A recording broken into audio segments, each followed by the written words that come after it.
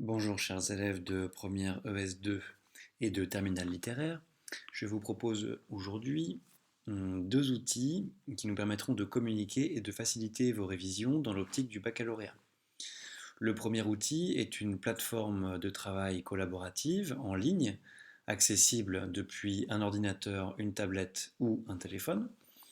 Elle s'appelle Slack, S-L-A-C-K.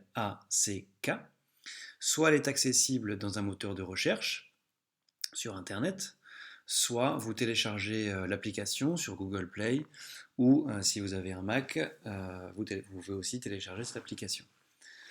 L'application est ici, donc moi j'ai cliqué dessus, ce qui me permet d'entrer dans notre espace de communication. Vous allez recevoir, si ce n'est déjà fait, un lien sur votre mail qui vous permettra de vous inscrire à l'espace que j'ai créé. Donc il s'agit de Mission Bac Français 2018 pour les premières ES2 et il s'agit pour les terminales littéraires de l'espace qui s'appelle Mission Bac 2018.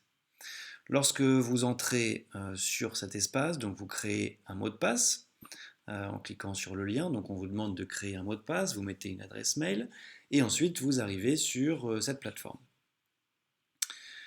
Vous voyez que Slack se divise l'écran se divise en trois parties. Ici à gauche, vous avez les différentes catégories du cours, donc AP, la deuxième œuvre de l'année qui sera Les Faux Monnayeurs d'André Gide, des informations générales, méthodologie, La Princesse de Montpensier.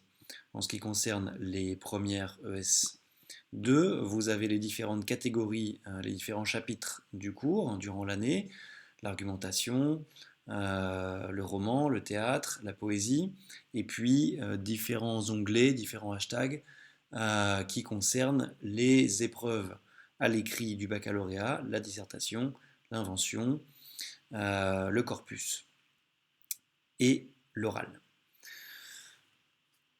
Si vous publiez ou si je publie dans ces hashtags, c'est visible par l'intégralité de la classe. Cependant, c'est un espace privé, donc il y a seulement ceux qui sont inscrits qui peuvent y avoir accès. Ce n'est pas public sur Internet. Si vous voulez m'écrire directement ou écrire à l'un de vos camarades, eh bien, tout simplement, vous allez dans Message direct ici, vous cliquez sur la personne à qui vous voulez parler et vous pouvez donc le communiquer avec lui. L'intérêt est que moi je peux poster des documents, donc si par exemple je vais pour les terminales littéraires dans l'espace consacré à la première œuvre, ici vous avez toutes sortes de documents que je poste avec des liens internet. Ça peut être des vidéos, ça peut être des sons, ça peut être des documents écrits, ou ça peut être tout simplement des commentaires que moi je fais. Donc l'idée est de pouvoir échanger en dehors des 4 heures de cours pour les premières ES et des 2 heures de cours pour les terminales, échanger à n'importe quel moment entre nous, et ensuite de pouvoir récupérer au fur et à mesure de l'année pour vos révisions en allant sur ce petit onglet ici, les trois petits points là. Vous avez les documents que vous aurez postés et tous les documents qui ont été postés. Si je clique dessus, donc là j'ai les documents que j'ai postés, donc ici il y a un document en PDF, puisque le reste ce sont des liens. Donc là vous aurez une vue de tous les devoirs, de tous les documents qui auront été postés par tous les élèves de la classe ainsi que par moi-même au fur et à mesure de l'année. Alors, si vous souhaitez, si je vous demande par exemple en travail à la maison de poster un document, et bien ici vous allez sur la petite croix, là, et vous pouvez soit télécharger ce document à partir d'un disque dur ou d'une clé USB en cliquant ici sur votre ordinateur, soit ce que je vous conseille, si vous les stockez sur un drive, en particulier Google Drive, ici, vous voyez, si je clique, je peux accéder directement à mon propre drive, mes propres documents, ici, avec des photos compromettantes, évidemment. Donc, c'est une plateforme d'échange assez pratique pour les révisions. Évidemment, il faut s'y connecter régulièrement.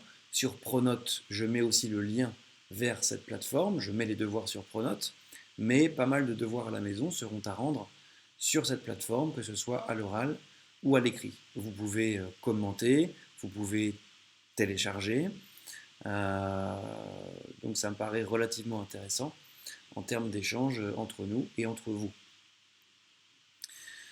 La deuxième partie et le deuxième outil, je vous en ai parlé, c'est le Drive. Donc, ce que je vais vous demander cette année, c'est de créer, si vous ne l'avez pas déjà, une adresse Gmail. Donc, vous arrivez sur votre mail ici et vous avez toutes sortes d'applications, en particulier l'application Drive. Donc, si je clique ici, j'arrive sur une sorte de tableau de bord de tous les documents que vous pouvez produire. C'est comme mes documents, c'est comme un disque dur d'ordinateur, sauf que c'est accessible sur n'importe quel appareil, à n'importe quel endroit du monde. Donc ici, par exemple, si je vais dans mes cours, imaginez que ce soit vos cours à vous, que vous stockez là, là vous avez, par exemple, un document pour les terminales littéraires. Et bien, ce qui est assez intéressant, c'est que vous pouvez ici tout simplement le partager avec des personnes qui reçoivent ensuite un lien. Donc si je vais dans ici partager, je peux copier le lien et je peux autoriser ces personnes soit à modifier le document, soit à le commenter, soit seulement à le lire, tout simplement en mettant leur adresse mail ici. Cela permet de travailler de manière collaborative puisque à partir de ce drive, vous avez la suite Office, c'est-à-dire des documents Word. Si je crée ici un document Word, il est en train donc de se créer. Là, j'ai mon bureau en ligne.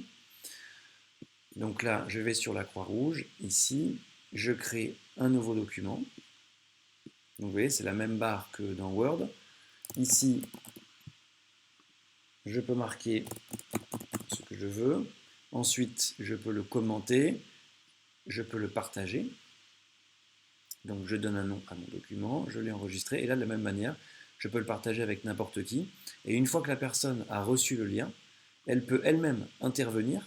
Donc imaginons qu'on soit à 30, que j'ai envoyé aux 30 élèves de la classe de première ES2 par exemple, ce lien, et ben, les 30 élèves peuvent arriver sur ce document et le compléter, ce qui fait que sur un même document, on travaille à 30, ce qui est assez pratique puisqu'on peut travailler sur ce document de n'importe où et à n'importe quelle heure. Voilà pour ces deux premiers outils. Je vous demande de vous les approprier, de les télécharger, de les créer, puisque dès la semaine prochaine, on aura du travail à travers ces deux outils, en particulier le Drive que vous retrouverez forcément dans vos études supérieures, plus encore pour les terminales d'ici un an.